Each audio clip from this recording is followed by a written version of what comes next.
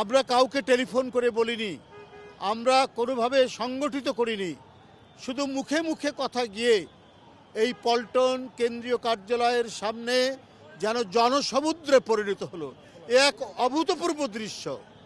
একজন নেতা জনগণের জন্যে, জনগণের পক্ষে লড়াই করলে, সংগ্রাম করলে, তাদের জন্য নির্যাতন ভোগ করলে জনগণ যে তাকে অধিক ভালোবাসায় সিক্ত করে, তার নমুনার বহিঃপ্রকাশ আমরা আজকে দেখেছি বিএনপির কেন্দ্রীয় কার্যালয়ের সামনে।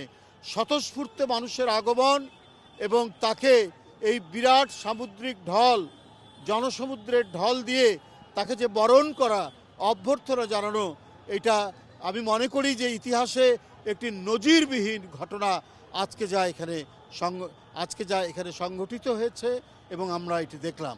তো যাই হোক, আমরা এখানে সকল পর্যায়ের নেতাকর্মীরা এখানে এসেছেন, তাকে সংবর্ধিত করেছেন, অভ্যর্থনা জানিয়েছেন। তিনি দীর্ঘক্ষণ আমাদের দলের নেতাকর্মীদের মধ্যে প্রায় 3 ঘন্টার উপরে তিনি এখানে অবস্থান করেছেন, নেতাকর্মীদের সাথে মত বিনিময় করেছেন, অফিসের স্টাফদের সাথে মত বিনিময় করেছেন। এখন তিনি তার মাকে দেখার জন্য এভারকেয়ার হাসপাতালের দিকে তিনি সেখানে যাচ্ছেন।